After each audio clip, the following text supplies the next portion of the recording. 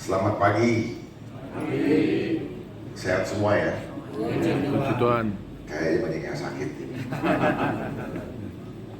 Ditarik-tarik terus. Buka dulu dong. Gereja ini adalah gereja Tuhan.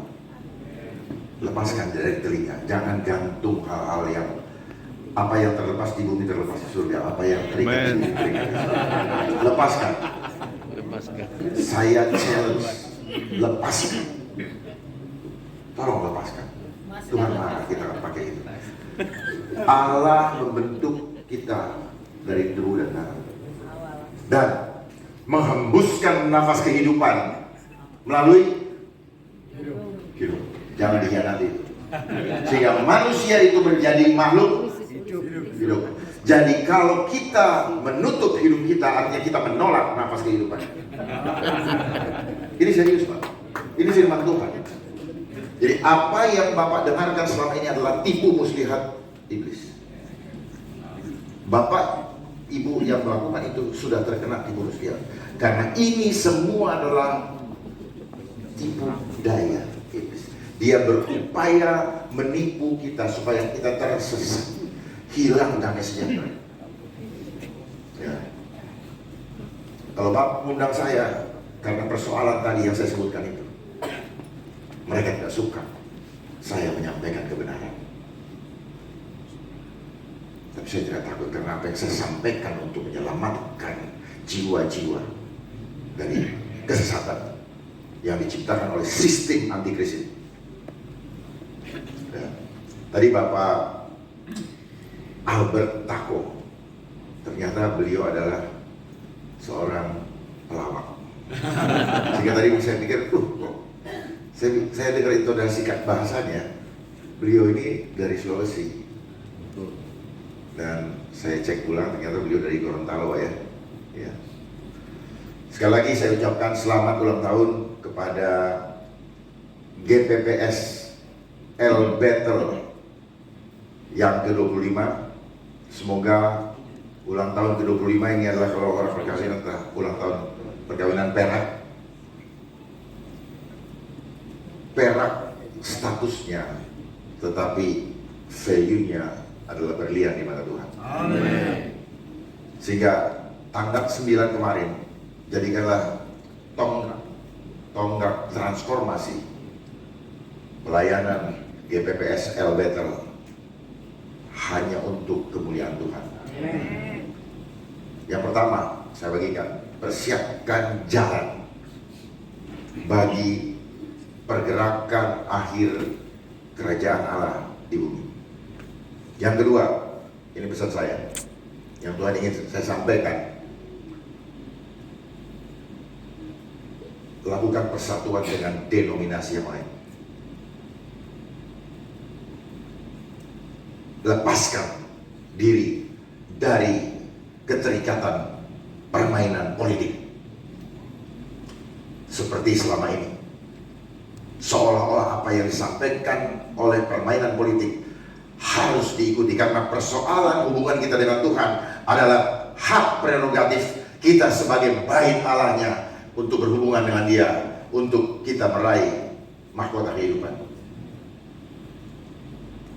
Yang ketiga, lakukan action, menegur semua kebijakan-kebijakan yang tidak sesuai dengan firman Tuhan. Itu tugas gereja. Bukan gereja justru memainkan ayat untuk menyesatkan jemaat-jemaat seperti yang terjadi selama 3 tahun belakangan ini.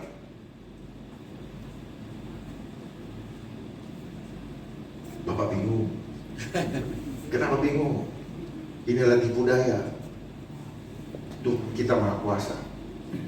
Dia berkuasa. Makanya kita ada di sini karena aku tahu kepada siapa aku percaya. Aku tahu Dia berkuasa. Oleh sebab itu, kalau sudah itu, maka roh yang ada di dalamku lebih besar daripada segala roh yang ada di dunia ini. Maka there is no fear anymore. Karena apa yang kita alami selama ini adalah fear engineering.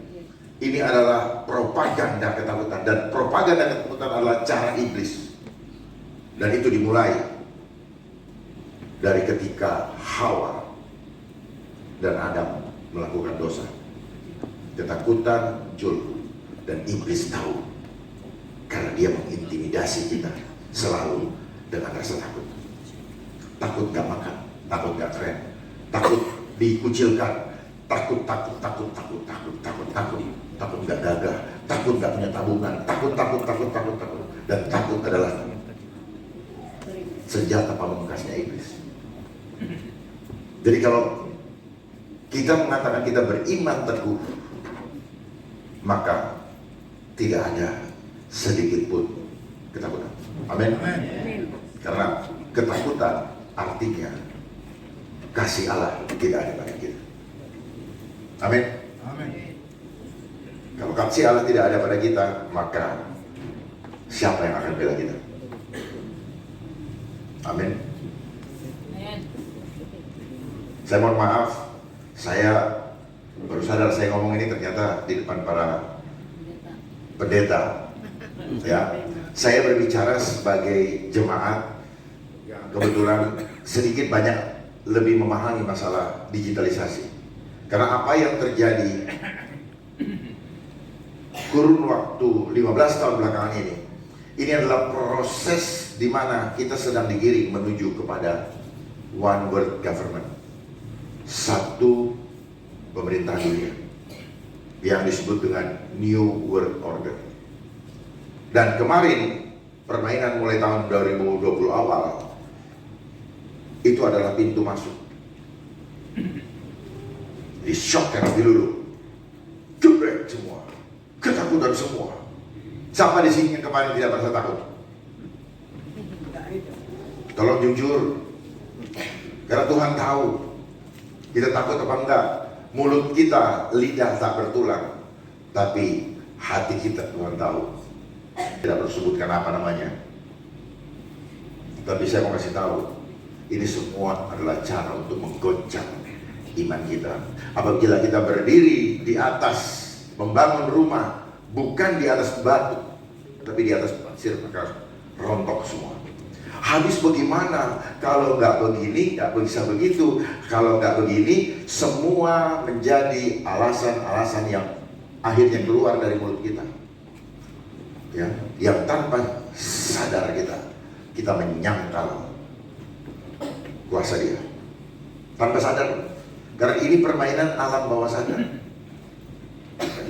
Sehingga kita menjadi meragukan kuasa Allah di dalam diri kita. Padahal katanya, tubuhmu adalah bait Roh Kudus. Tubuhmu adalah bait Allah. Roh yang diam di dalam, roh yang berasal dari Allah diam di dalam. Dan tubuh kita bukan milik kita lagi, bukan milik kita sendiri, karena sudah dibayar dengan harga yang lunas. Tetapi kita memperlakukan tubuh kita tidak minta izin lagi sama yang sudah bayar lunas, hanya berdasarkan intimidasi iblis. Sadar gak sih bahwa kita melakukan semua itu akhirnya menyangkal kekuatan Tuhan yang ada di dalam diri kita. Kejadian 1 ayat 26. Baiklah kita menjadikan manusia titik-titik serupa dan segambar dengan Allah, supaya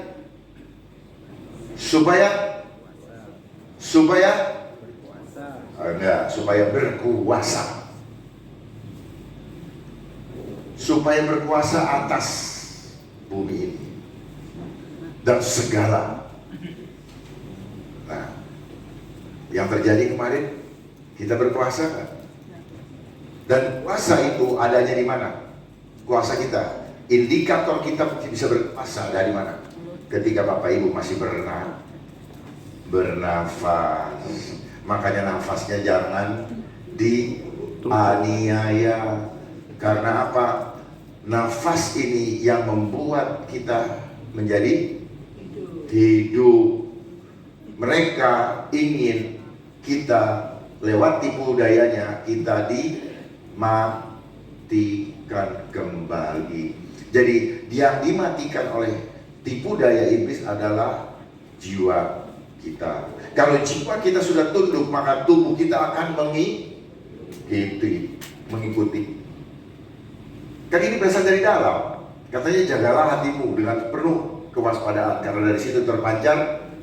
Ya, jadi apa yang terlihat di hadapan, yang terlihat di luar ini adalah refleksi atau reflektor dari dalam jiwa. Kayak tante sini kayak rong salib, baju putih, celana jeans, sepatu kets. Itu adalah pancaran dari apa yang ada di dalam jiwa tante. Gak bakal keluar dari situ. Tante pasti lihat nih, tante oke. Pasti suami senang lihatnya. Ya, semua seperti itu.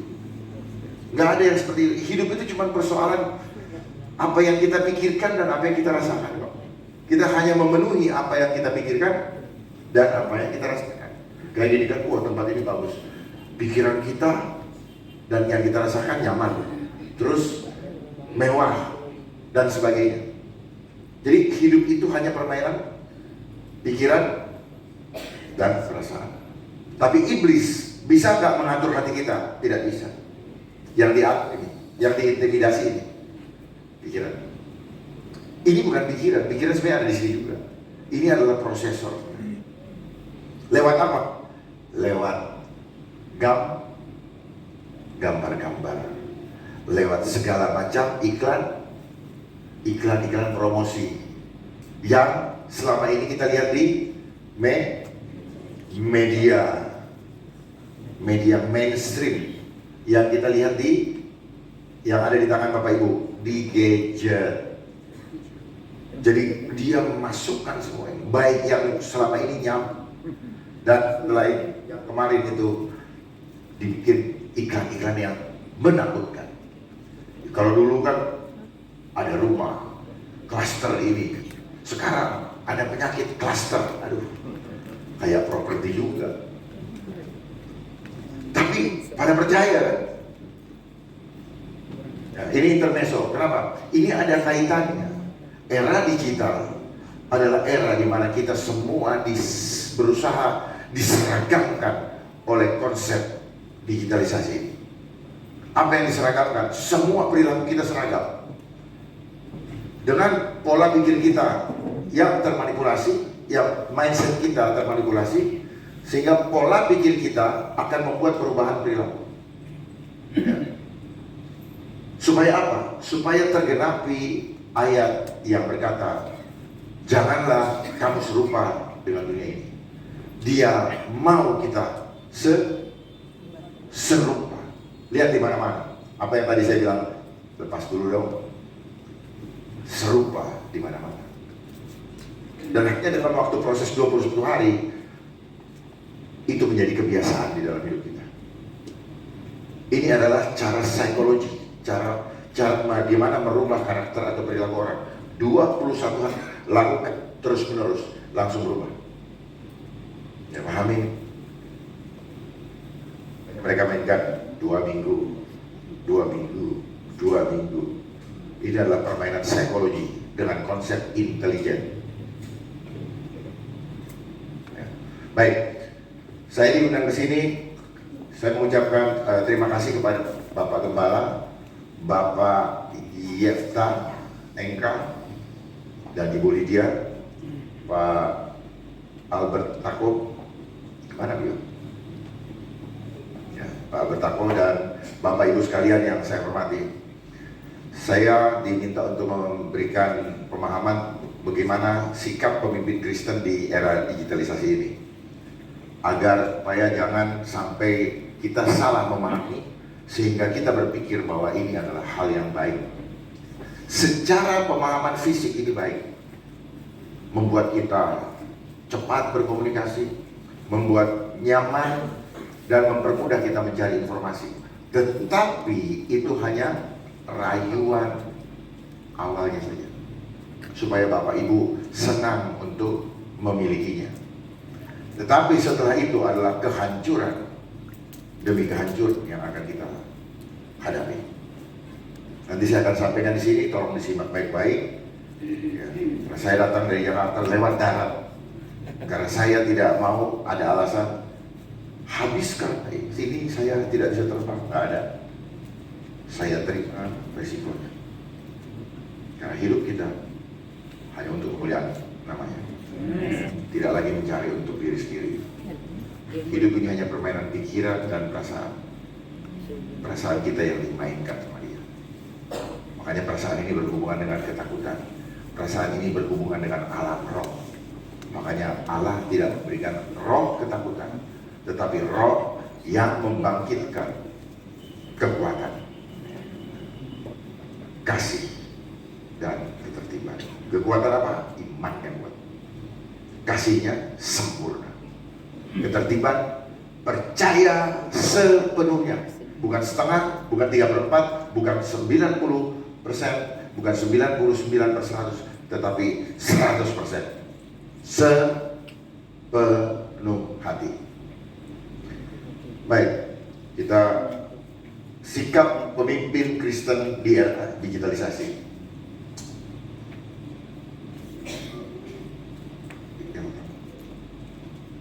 Ya, silakan dilihat dulu supaya paham.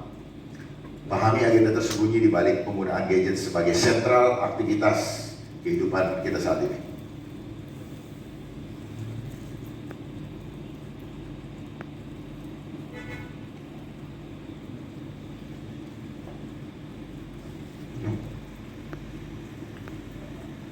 Tolong di itu kan.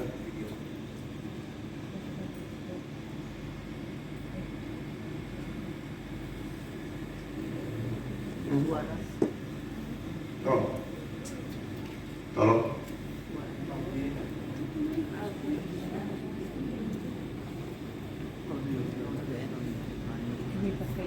Saya kombinasikan dengan video-video supaya lebih mudah dimengerti daripada saya hanya sekedar menjelaskan.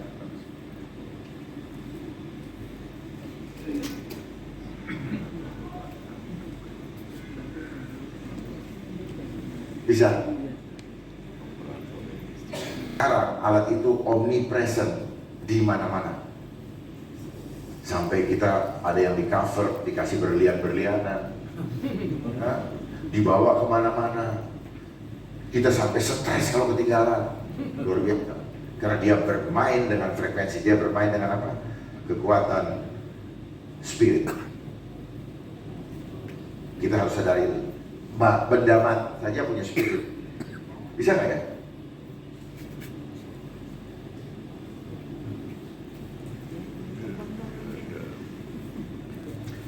Internet yang ada sekarang itu adalah meniru mekanisme Tuhan mengendalikan hidup kita dengan nafas. Makanya Ayub berkata, aku menerima nafas yang maha kuasa dan aku akan mengembalikan kepada dia. Ini semua kita pinjam. Jadi jangan main-main dengan nafas.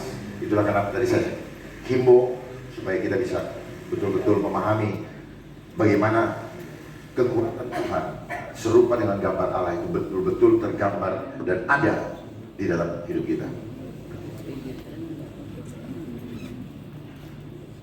Ada masalah? Memahami persoalan ini secara utuh. Kalau kita hanya melihat dari sisi jasmania, kita akan terbawa, kita akan terjebak dalam suatu kondisi bahwa memang ini kita perlukan.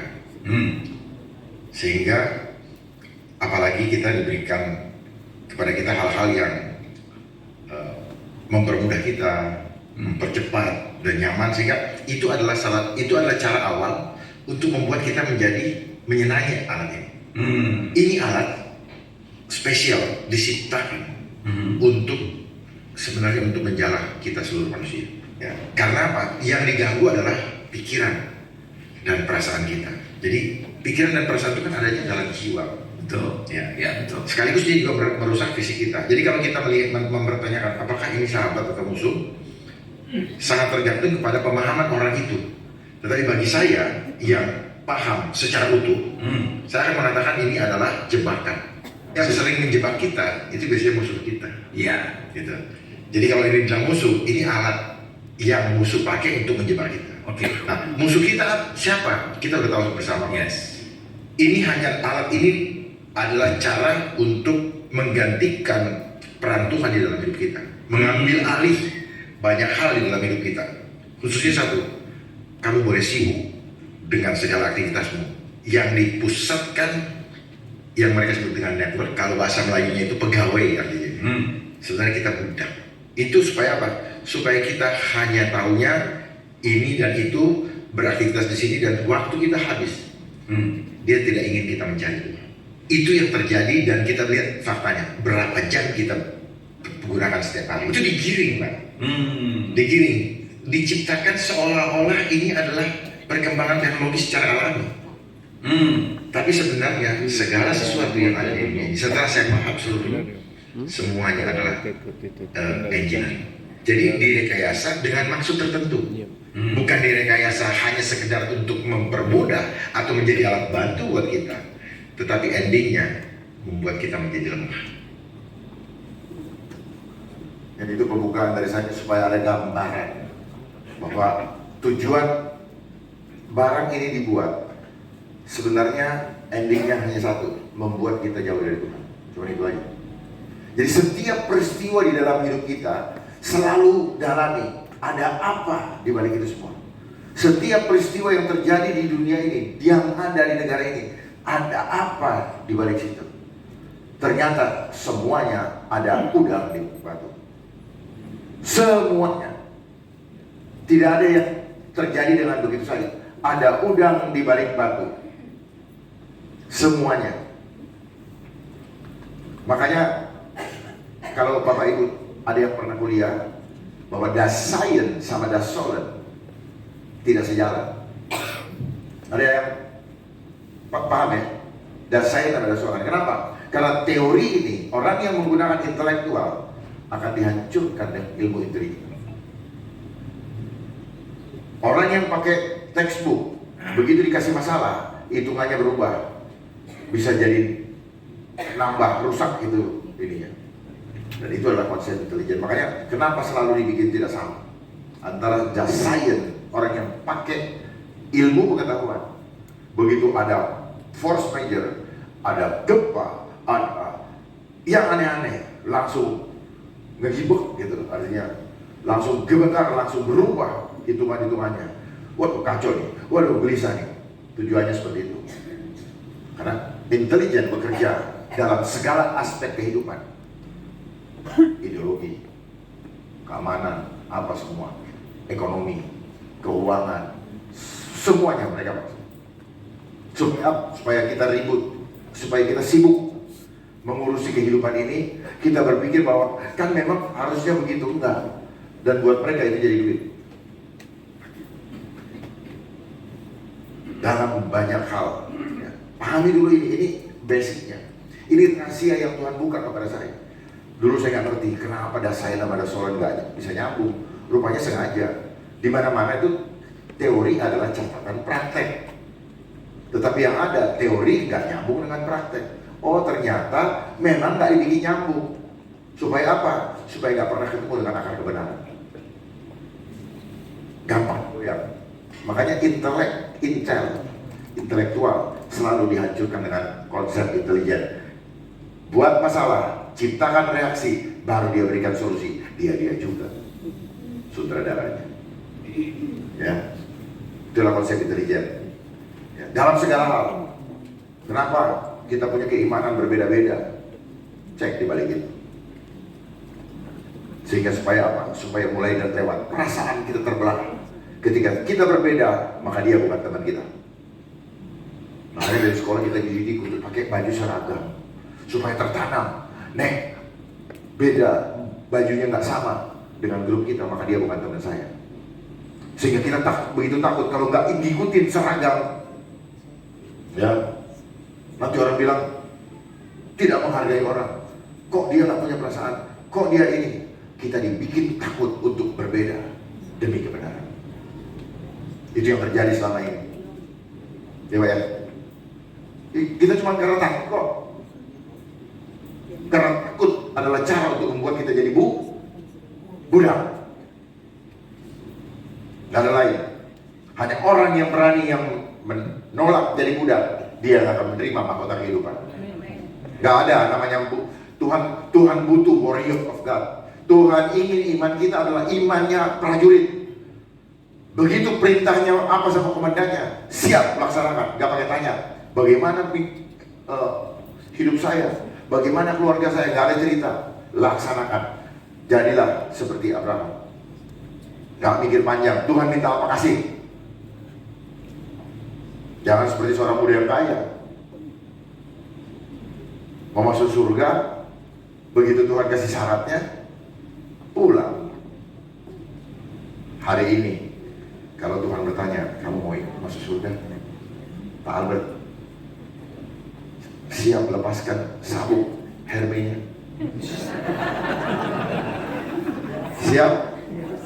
Siap tinggalkan ibu? Nggak bisa. Istri sekalipun kalau Tuhan minta Bapak tinggalkan. Itulah iman kepada dia. Dia bermain dengan rasa. Iman juga bermain dengan rasa. Begitu rasa Bapak tidak bisa melepaskan keterikatan dengan dunia, maka kita tidak berkenan. Kita tidak layak. Kok meremut? Pasti tabungannya banyak. Orang yang tabungannya banyak penakut. Kalau orang yang nggak punya tabungan, Tuhan cepet-cepet.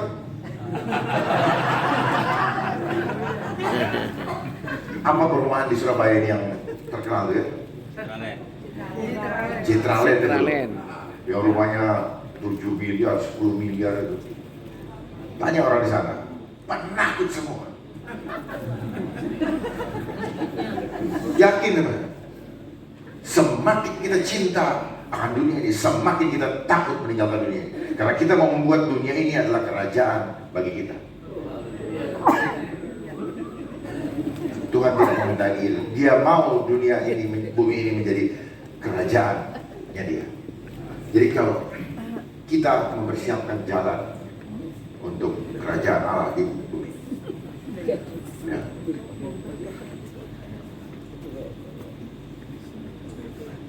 Mana selanjutnya? Nanti banyak pertanyaan aja.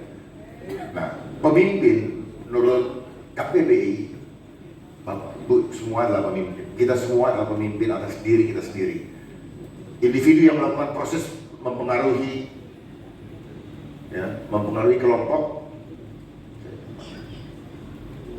atau organisasi mencapai tujuan yang telah ditetapkan bersama. Ini adalah definisi yang dibuat oleh manusia, oleh dunia, yang seolah-olah kalau namanya pemimpin itu hanya berpikir dia organisasi. Kita terbawa bahwa ketika kita berbicara masalah gereja Tuhan, kita berpikir tentang gereja dalam bentuk organisasi, GPPS atau GBI atau apapun juga. Sebenarnya tidak demikian. Ya. Pemimpin di mata Tuhan bukan dalam organisasi, tapi dia bisa mengikuti tuntunan Roh Kudus. Bukan seperti yang dunia ini kan. Kalau dunia terlalu banyak bersiasat, ya, pemimpin adalah seni untuk membuat anak buahnya mengikuti apa yang dimaui oleh pemimpinnya. Iya, kalau nilai-nilainya nilai-nilai buah-buah roh. Kalau bukan buah-buah roh, ikut. Itulah kenapa banyak terjadi persoalan anak buah menjadi korban karena mengikuti pimpinannya yang tidak sesuai dengan firman Tuhan. Lalu menyesal, menangis. Kenapa ini semua? Karena takut akan jabatan, takut cinta akan Tuhan. Dan orang selalu kena masalah dulu baru menyesal. Dan penyesalan kenapa selalu datang di belakang? Karena kita tidak tahu apa yang akan terjadi di depan. Karena kita hanya melihat udang di balik, tidak melihat udang di balik batu. Apa sih dari semua persoalan ini? Dan itu disengaja oleh sistem dunia ini supaya kita selalu mana buktinya, ya, mana buktinya, mana datanya. Selalu manusia dunia, iman dunia selalu minta data dan bukti dulu. Ayo, kalau pada saat masa zaman Nuh, Bapak minta bukti, Bapak minta data, Bapaklah jadi bukti dan datanya. Karena sudah tidak ada lagi kami yang generasi sekarang yang melihat, oh ternyata Pala masuk dalam data yang kena bandang, banjir bandang. Mau seperti itu? Sadar nggak kita? Bahwa selama ini kita selalu iman dunia, melihat baru percaya. Padahal Allah menciptakan, dia melihat gelap, lalu dia bilang jadilah terang. Berbeda iman kita kepada Tuhan dengan iman orang-orang dunia. Dan itu adalah sistem worship of science yang dibangun selama ini. Makanya mereka selalu kasih data terus di gadget kita. Wah, lihatkan ini semua, dikasih pusing kita sampai kita nggak tahu mana yang benar, mana yang enggak. Lalu dia membuat ada istilah hoax. Ya, dia bangun kalau mereka yang cap ini hoax, itu hoax itu kebenaran. Padahal mereka dipakai untuk mengignore kebenaran itu sendiri. Jadi mereka yang cap hoax, justru mereka yang tidak benar. Ini adalah masa post-truth, masa kebenaran dibolak-balik. Supaya apa? Ini adalah bagian daripada tipu daya iblis. Sehingga kita yang mindset kita textbook, akhirnya kita banyak yang tersesat. Ya. Kita percaya karena orang punya jabatan. Bapak sekarang percaya saya, oh Pak Darman bintang 3. Jangan percaya, ujilah setiap roh. Mereka yang ngomong semua itu, ujilah rohnya. Dia berbicara berdasarkan firman Tuhan atau tidak? Atau ada udang di balik batu, ada uang balik itu juga, sehingga mereka mau berbicara. Saya ini tidak mengejar apa-apa. Saya melaksanakan apa yang menjadi tugas dari Tuhan kepada saya. Boleh tanya Bu Lydia. Jadi setiap ada yang berbicara, uji dia punya roh sesuai dengan firman Tuhan. Kalau nggak sesuai dengan firman Tuhan, tolak dalam nama Yesus. Ya, karena banyak orang-orang yang menggunakan jabatannya, baik itu yang di bidang entertainment, di bidang organisasi yang mana-mana ahli-ahli seperti ahli Taurat. Dia menyampaikan, tapi dia tidak menyampaikan kebenaran. Bagaimana kamu bicara benar sementara hatimu jahat? Karena apa yang keluar dari mulut terpancar dari dalam hati. Dan Bapak bisa lihat, ini orang jujur nggak? Lihat matanya. Tatap matanya. Ya. Orang jujur berbeda dengan orang tidak jujur. Orang penakut berbeda dengan orang berani. Keberanian dan ketakutan itu cuma bicara roh kok. Bapak Ibu yang selalu ngajarin saya, tidak tahukah kamu bahwa Allah tidak memberikan roh ketakutan, tapi roh yang membangkitkan kekuatan. Buktikan itu gitu, di dalam kehidupan kita. Kita ini medianya Tuhan. Tapi iblis gunakan media untuk apa? Untuk menyuarakan, memberikan, menjadikan kita mengikuti dia. Kitalah yang menyerahkan. Iblis tidak pernah bisa mengatur hati kita. Tetapi karena dia kasih pikiran-pikiran lewat gambar-gambar, image-image, lewat narasi-narasi, maka kita serahkan kita punya hati kepada dia untuk dikuasai. Kenapa kita sudah mendengar firman Tuhan? Cuma kita nggak melakukan, cuma dengar, tapi dengar juga dari iblis. Tapi yang iblis pasti menarik dulu. Kenapa menarik? Karena iblis tampilkan dalam benda-benda fisik, bentuk-bentuk fisik, dan permainan dunia ini apa? Dia harus lihatkan fisik-fisiknya. Ya, sinetron. Sehingga ketakutan. Ada sinetron baik, ada sinetron jahat. Ada yang tiba-tiba jatuh. Dia tuh celaka nih. Besok-besok kita begitu. Enggak. Takut sih. Kalau nggak ada kita nggak pernah akan mati fisik sebelum waktunya Tuhan panggil. Jangan pernah menggunakan istilah telah meninggal dunia karena menderita penyakit itu sesat. Ya, jangan pernah bolak-balik itu. Saya challenge yang mengatakan itu. Kematian kita adalah waktu kita sudah selesai dan rumah kita sudah tersedia. Jangan dipolitisir, ya, jangan dimanipulasi. Selama ini dimanipulasi. Telah berpulang ke rumah Bapak. Jangan juga menggunakan kata seperti itu. Terkesan hidup ini boleh seasiknya, setelah itu pulang rest in peace. Peace di dunia, di alam roh enggak, dia teriak-teriak. Tolong jangan dimanipulasi bahasa itu, hanya untuk menenangkan yang ditinggalkan. Tetapi apa? Sampaikan apa yang Tuhan mau sampaikan. Selama ini kita menggunakan bahasa firman Tuhan itu apa? Bagikan pedang bermata dua. Ya. Tuhan Matius 10 mengatakan, aku datang bukan membawa damai. Bukan lihat ya yang penting enak aja, yang penting ini, yang penting baik-baik. Enggak, aku datang membawa pedang untuk memisahkan antara pikiran dan roh. Tuhan ingin memurnikan kita. Dia mau kita selalu, dia yang utama dalam hidup kita. Ya, ini karakternya. Jadi ini saya buat definisinya. Ini pemimpin Kristen adalah individu yang memiliki iman yang teguh kepada Kristus. Ya, catat ini, Kristus, dan menularkan kepada seluruh Bapak Ibu kan pemimpin, seluruh anggota atau jemaat yang dipimpinnya, serta memastikan terimplementasi dalam sikap dan tindakan nyata. Nah, bagaimana kita bisa melihat implementasinya dalam tindakan nyata kalau kita kasih contoh? Kalau pemimpinnya penakut, anak buahnya lari kocar kacir. Itu justru gereja harus menjadi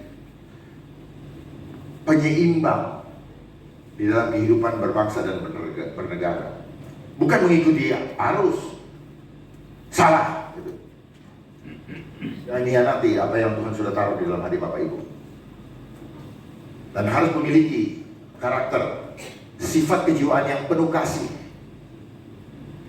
penguasaan diri yang kuat, berani menyatakan kebenaran. Ini penting. Punya kasih, tapi dia kalau dia jadi penakut, dia nggak punya kasih. Jadi saya juga bingung.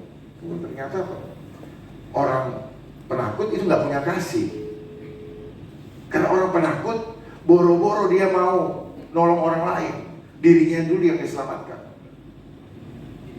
Iman, pengharapan, dan kasih. Dan yang terbesar adalah kasih. Dan kasih yang terbesar adalah Pak, kasih yang terbesar apa? Pelajaran Bapak dulu sama saya. Ketika seseorang apa? Memberikan nyawanya. Apanya? Nyawa. Menyerahkan nyawanya untuk sahabatnya. Bagaimana mau menyerahkan nyawanya untuk sahabatnya? Dia aja takut, megang aja gak berani. Ukur 1,6 6 feet. Pelukan gak mau nolong.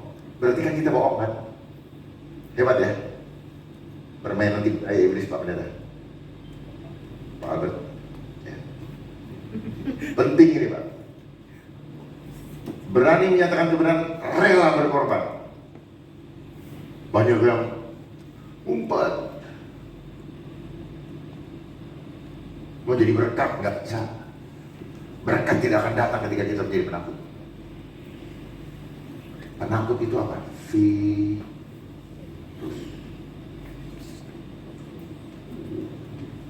Virus itu apa? Spirit, roh. Syaratnya kualitas rohani, ada bau roh. Bau roh gak akan bikin takut. Ya, penguasaan diri. Orang takut berarti roh penguasaan dirinya nggak ada. Jadi bukan cuma berani orang pukul kita diam, itu aja enggak. Roh penguasaan diri juga termasuk menguasai untuk tidak takut. Ya, kapabilitasnya apanya? Imannya. Ya. Tangguh, tidak perlu diragukan lagi. Ini pemimpin Kristen.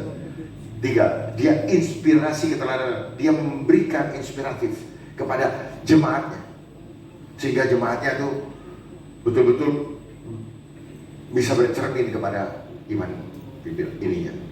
Bukan berarti jemaat menggantungkan imannya kepada pemimpinnya, tetapi pemimpin juga harus menyiapkan imannya supaya siap diutus ke tengah-tengah serigala. Tidak seperti selama ini. Begitu datang goncangan, goyang semua. Itu yang terjadi. Jangan bolak-balik. Sikap mental pemenang, memiliki mental yang kuat dan iman yang teguh dalam menjalani proses pemurnian sesuai dengan panggilan surgawi dari Allah dalam Kristus Yesus. Syaratnya percaya penuh pada rencana Allah bagi dirinya. Kedua, melakukan segala sesuatu seperti sedang melayani Tuhan. Tidak berpikir persembahan kasih. Karena firman Tuhan beritahu ke saya, jangan kau jadikan pelayananmu sebagai mata pencaharian. Ini kepada saya. Maka saya tidak berani. Orang bilang, Pak, syaratnya apa? Nggak ada syarat. Cuma yang penting kami jangan keleleran. Nggak ada syarat. Ya. Karena once ketika kita sudah mulai berpikir nanti saya akan dapat sesuatu, maka urapan kita hilang. Nggak ada power. Bagaimana mau dapat power? Datang untuk menyenangkan telinga, bukan untuk menyampaikan suara hati Tuhan. Mulut kita ini adalah loudspeaker. Jadi loudspeaker yang ada di hadapan Bapak ini adalah teknologi yang diciptakan mencontoh loudspeakernya Tuhan. Jadi semua teknologi yang ada di dunia ini semua belajar dari mekanisme tubuh manusia berinteraksi dengan Tuhan. Remote control, mekanisme Tuhan mengontrol diri kita. Saya pergi kemana-mana nggak pakai kabel. Saya di remote control sama Tuhan. Sadar nggak Bapak Ibu? Semua yang Bapak bicara digitalisasi ini sebenarnya belajar dari tubuh kita. Ini saya bisa goyang begini karena saya punya pulsa masih banyak. Kalau nggak ada pulsanya, ya betul, pulsanya masih jatuh. Kenapa? Karena diisi terus oleh firman Tuhan. Jadi kekuatan kita nggak perlu dicas seperti handphone. Kita dicas terus dari surga setiap hari. Jadi mujizat itu datangnya setiap hari, setiap saat. Tidak seperti gini. Kita berpikir bahwa mujizat itu kapan? Sesuatu yang unpredictable. Tidak. Kalau kita paham firman Tuhan, mujizat baru setiap pagi. Amin. Amin. Amin. Amin. Era digital. Saya cepat saja di sini, Bapak foto aja, ya, atau nanti saya bisa tinggalkan supaya lebih banyak ditanya jawab. Umum suatu kondisi ini yang dari mereka, tapi ini yang saya pahami, ya. Karena definisi yang ada di Google, yang ada di buku-buku, itu definisi untuk menggiring kita supaya kita tidak paham sebenarnya ada apa di balik itu. Ya kita dibikin mengawang-awang, pusing gitu. Nih dari saya, suatu zaman yang baru, di mana seluruh aspek kehidupan manusia akan dikendalikan sepenuhnya oleh teknologi cyber yang terhubung dengan internet antara satu perangkat dengan perangkat lainnya melalui proses digitalisasi sebagai artificial intelligence. Ini ada kata intelijen lagi nih. Ya, ada kata intelijen lagi. Semua bicara intel. Makanya kita tidak mengenal kuasa Tuhan. Kenapa? Yang diasah cuma intelektual. Ya. Spiritualnya tidak. Sehingga Bapak Ibu tidak paham. Ya, kita semua selama ini tidak paham mengenai dunia spiritual, dunia alam roh. Karena kita nggak diajarin. Kita IQ di sekolah itu cuma IQ semua. Berapa? Satu minggu 168 jam. Berapa jam kita duduk di kelas? Hasilnya nol besar. Hasilnya minus. Ini sekarang yang terjadi, banyak terbongkar ini semua karena kita semua masuk dalam jebakan Batman. Ya, dari sekolah diadu bersaing. Padahal kita orang yang mengerti mengenai kasih, kita diadu. Kejar, cara ngadunya apa? Kejar angka. Dari situ sudah ditanamkan sifat jahat, sehingga kita suka cari angka itu. Sadar atau tidak? Jadi selama kita mengikuti sistem sekolah saat ini, sifat jahat sudah ditanam kepada Bapak Ibu sekalian, termasuk saya.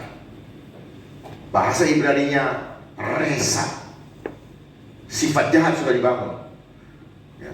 Karena patokan kita adalah kesuksesan dunia. Lewat apa? Lewat banyaknya jumlah angka. Gak ada yang lain. Coba perhatikan, dan kita begitu takut dengan angka. Angka ibu di bank berapa? Nanti kalau so di ICU keluar semua itu apa?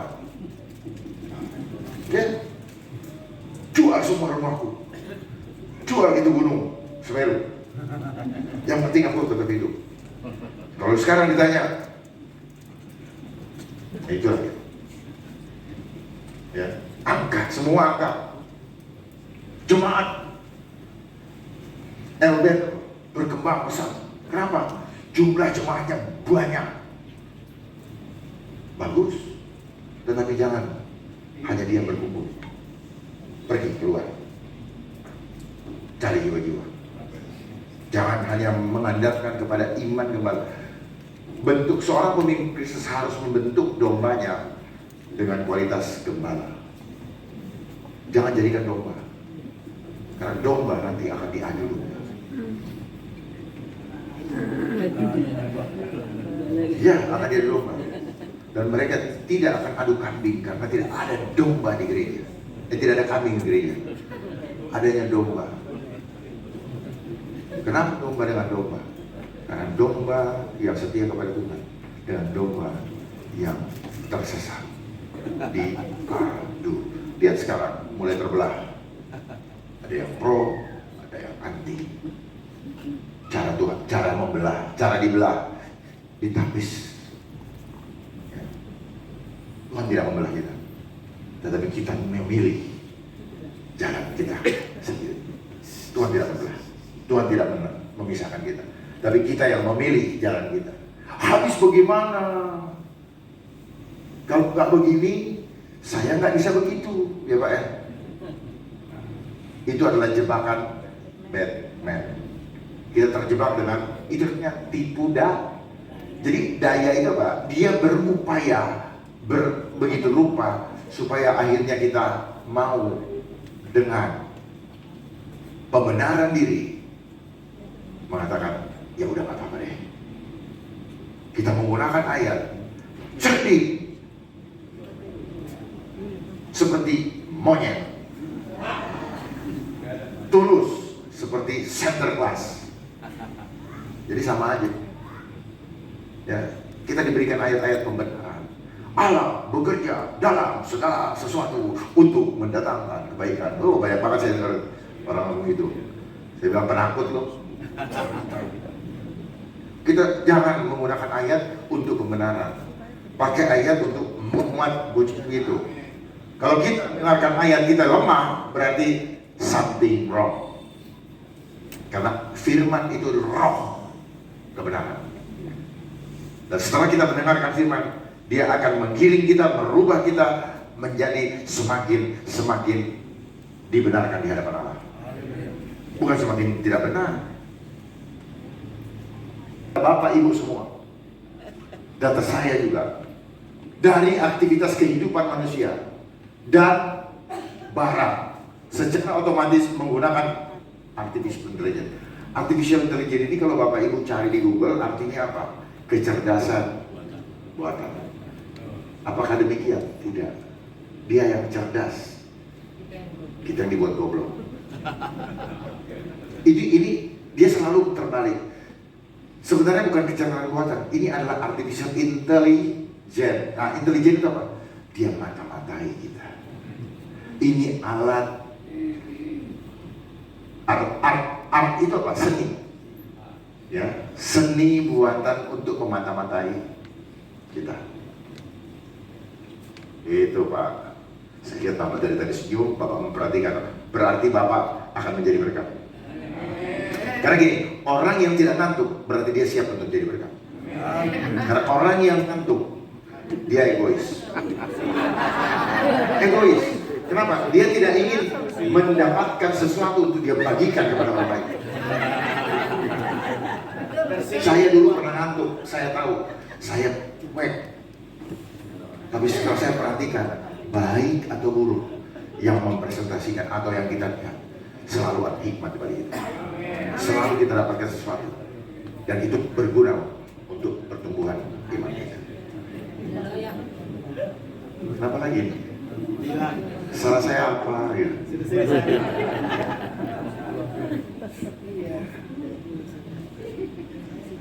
Kenapa? Karena ada spiritnya. Serius. Saya banyak belajar dari apa yang saya alami. Terus Bapak misalnya sudah telepon kan, halo, Bapak udah cerita, iya, gini. Dari sana, halo Pak. Bapak udah bicara 5 menit, 10 menit. Dari sana, halo. Kesel kan? Gampang Pak bikin hidup kita jadi dosa. Gampang sekali. Bikin sesuatu yang tidak sesuai dengan harapan aja selesai. Langsung drop saya. Ya. Langsung membuat kita itu. Nah ini, sekarang kita masuk ke berikutnya. Definisi teknologi. Teknologi tiruan dari mekanisme interaksi supranatural. Nah, ini, yang tadi saya sebutkan. Atau energi supranatural itu apa? Energi, frekuensi, dan vibrasi antara manusia dengan alam semesta, dengan Sang Pencipta yang dimanifestasikan dalam wujud fisik. Itu alasannya kenapa teknologi menjadi sesuatu yang sangat mahal harganya, karena sesuatu yang bisa kita lihat mekanismenya, dia manifestasikan dalam bentuk fisik, jadilah disebut teknologi, makanya mahal. Tetapi begitu ada yang baru, lah harganya jatuh. Itulah permainan ya. Nah, teknologi berasal dari makna katanya teknologi, teknik, tanpa logi, logika. Kalau ada yang bilang, oh cocok mau karena dia ilmunya belum nyampe. Teknologika, makanya logika kita semua sekarang DAP. Tahu DAP? Dampi. Dungu. Ya, dungu. Dan logi berasal dari bahasa Yunani. Artinya singularnya atau tunggalnya logia, pluralnya atau jamaknya logion. Kita pernah dengar kata legion ya. Terus kemudian akar kata logi sendiri adalah, jangan pergi dulu Mas, jangan fokus dong ya, Tuhan marah loh kalau kamu main-main ya, fokus. Karena ini buat memberkati banyak orang. Fokus, lihat sini ya, jangan ngobrol. Jadi logi asal akar katanya apa? Dungu. Jadi semua yang ada kata logi, biologi, arkeologi, semua coba apa tuh yang ada logi-loginya? Ternyata ternyata mereka yang membuat ilmunya sedang dungu-dungukan kita. Kita pikir kita orang hebat. Yes, kita merasa hebat. Dan banyak yang tersinggung kalau soalnya ngomong begini.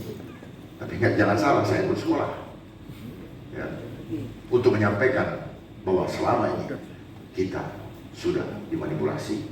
Kita merasa hebat karena apa? Dikasih titel. Ya, ternyata di masa 3 tahun ini kelihatan semua kualitasnya bahwa kita, makanya orang-orang yang bertitel tidak bisa membuka lapangan pekerjaan, malah jadi pegawai. Kayak ya pegawai ya. Padahal gawe itu artinya budak. Jadi pegawai artinya apa? Perbudakan. Perbudakan secara formal. Ya, yang gaji malah nggak sekolah. Karena apa? Dia buka usaha. Kita capek-capek sekolah. Orang tua kita keluarin uang. Bodoh sekali. Ya. Banyak yang akan tersinggung saya ngomong begini. Tapi saya sampaikan ini karena saya tahu rahasia bagi. Sejak tahun 1902, John D. Rockefeller Foundation membuat suatu konsep. Dia mengintervensi sistem edukasi dengan membuat bangsa bukan sebagai pemikir, tetapi sebagai labor, sebagai pekerja. Makanya kenapa kamu menjadi pekerja disuruh cari ijazah. Itu makanya sistem sekolahnya di seluruh dunia sama. SD harus 6 tahun, secondary school 6 tahun, dan seterusnya. Sistemnya sama. Dia suka dengan angka 6. Ya, saya sampaikan ini karena khawatir di sini belum pernah dengar nilai kita di sekolah minimal harus 6. 2 tahun belakang ini harus berjalan 6 feet. Ya, inilah permainan dunia. Nah, seperti itu. Jadi kita diintimidasi semua dengan bilangan. Takut sekali dengan bilangan. Makanya orang yang takut dengan bilangan akan menerima tanda bilangan atau mark of the beast, tanda binatang. Itu karena orang yang suka bilangan kelakuannya kayak binatang. Oh, lihat di video-video yang begini, binatang kan? Lihat nggak? Lihat di video nggak? Lihat kan? Itu kelakuan penuh kasih tidak? Orang yang tidak punya kasih adalah binatang.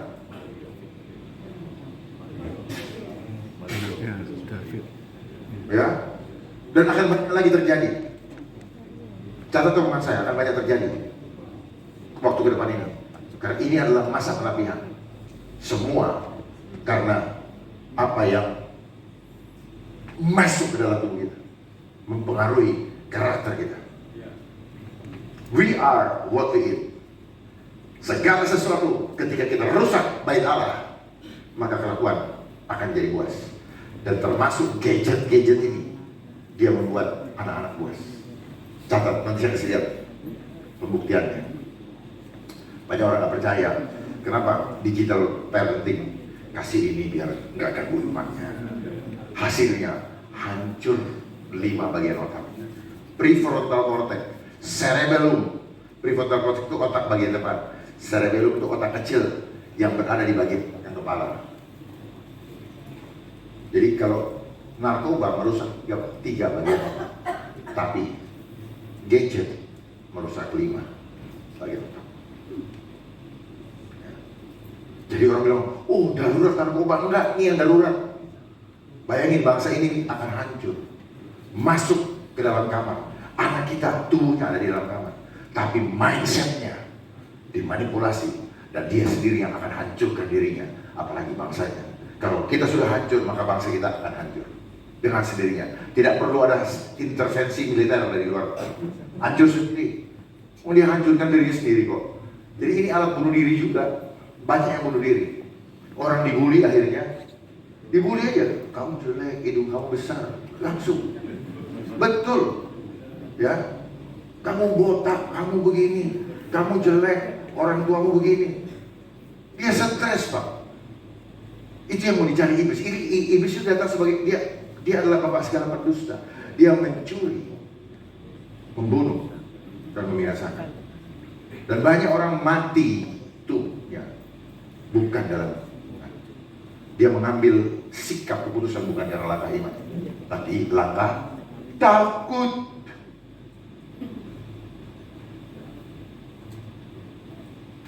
Saya suka lihat Pak Albert, takut gak ini, takut gak itu. Ya, lanjut. Ya karena tadi saya ketemu beliau di bawah, saya mulai ketemu chemistry-nya. Nah ini chemistry ini ilmu alam roh, Pak. Chemistry kan kimia yang terkoneksi. Padahal dari mana? Dari nafas. Coba Bapak Ibu dulu, Bapak Ibu waktu jatuh cinta ngobrol-ngobrol kan, lihat mata. Tapi kan kalau Bapak lihat mata terus Ibu nggak bernafas, nggak ada, nggak bisa ngapa-ngapain. Betul nggak? Nah dari situlah Pak, chemistry kita sebenarnya itu. Jadi nafas ini penting sekali ya Bapak Ibu. Makanya rumah yang tidak ada nafas kehidupan cepat akan dimakan rayap.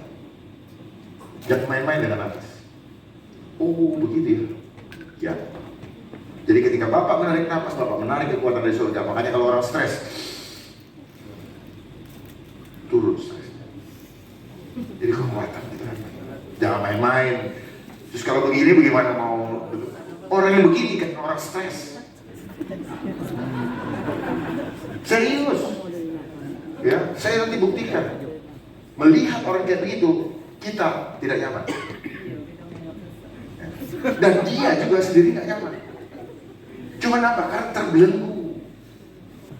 Karena intimidasi oleh rasa takut. Takut denda. Takut doang. Denda pakai apa? Angka menit, kepriye.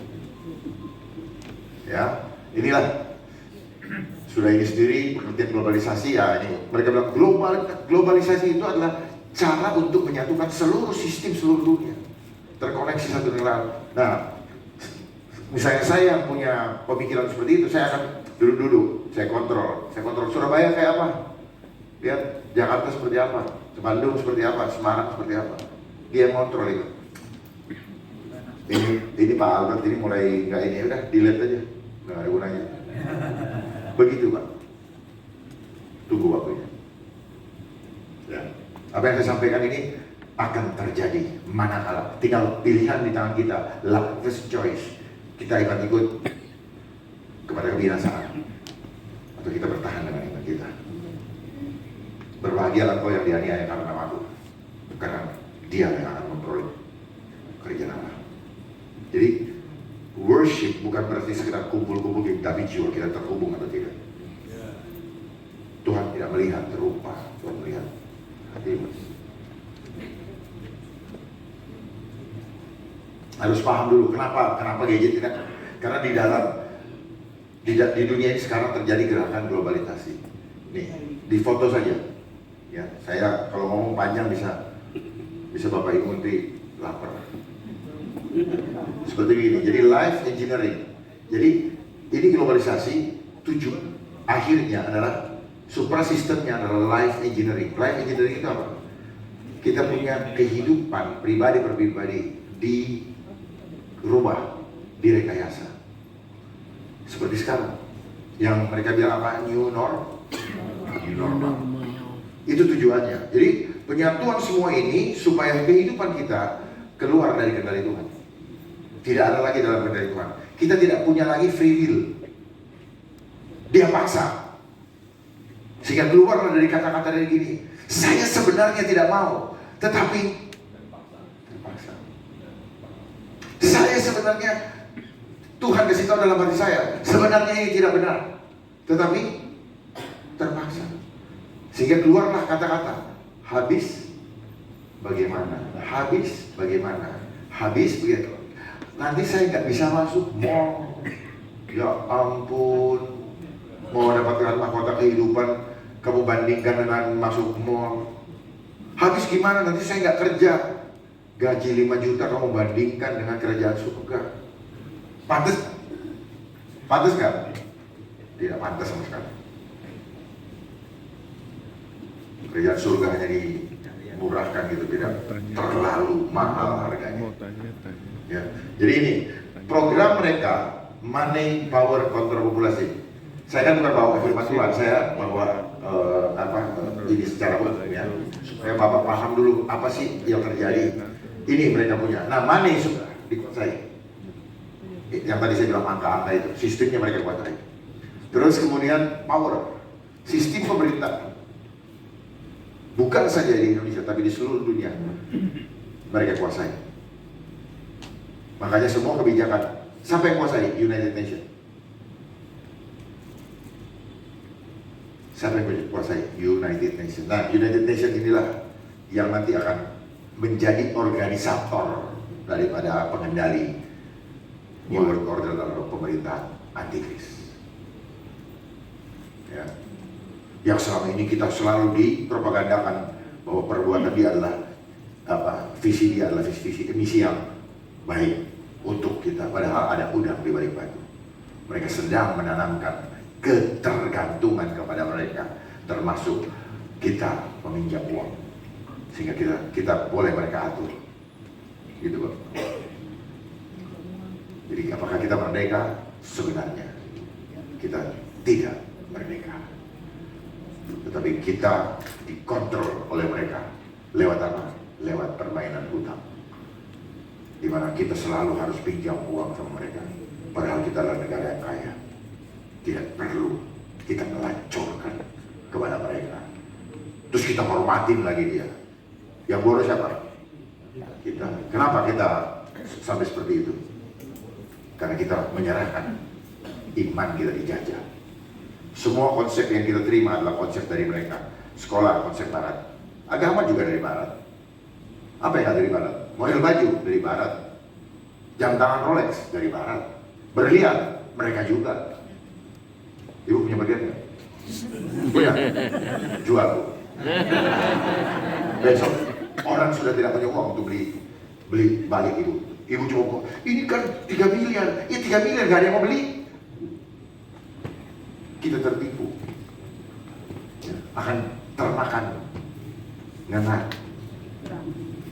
Ya, termakan ngengat. Karat dan ngengat dia akan dimakan oleh itu. Nanti percaya sama saya, Bapak Ibu yang mengumpulkan harta dunia akan kecelek, dan tidak ada lagi harga yang artinya. Kata-kata saya, betul. Mau punya rumah 10 nggak ada harganya, ya, akan diambil oleh mereka semua. Semua dikasih naik, dan akhirnya Bapak aset, bahkan ini tempat bisa dijaminkan untuk menghidupi. Tetapi untuk mengembalikannya tidak lagi ada ruang untuk bisa mengembalikan. Akhirnya apa? Menang bandar. Cara kemana? Ya. Mungkin mereka aja yang sedang melakukan ini di sini belum sampai ke situ. Mereka hanya yang penting gue dapat headline, yang penting gue dapat duit. Jadi iblis menggunakan orang-orang yang cinta akan uang untuk menindas orang-orang yang benar. Cuma itu. Buat apa capek-capek kalau gak ada untungnya? Jadi selalu dilihat siapa yang untung, berarti dia yang memainkan ini. Oke? Nah ini dia punya strategi. Nah sekarang kita berada di dalam agenda dan program ketiga, kontrol populasi. Nah ini kontrol populasi perlu tadi apa? Perlu gadget. Semua di Bapak ketik, semua sudah terkontrol di big data. Ya. Belum ada. Yang selingkuh lah, yang transaksi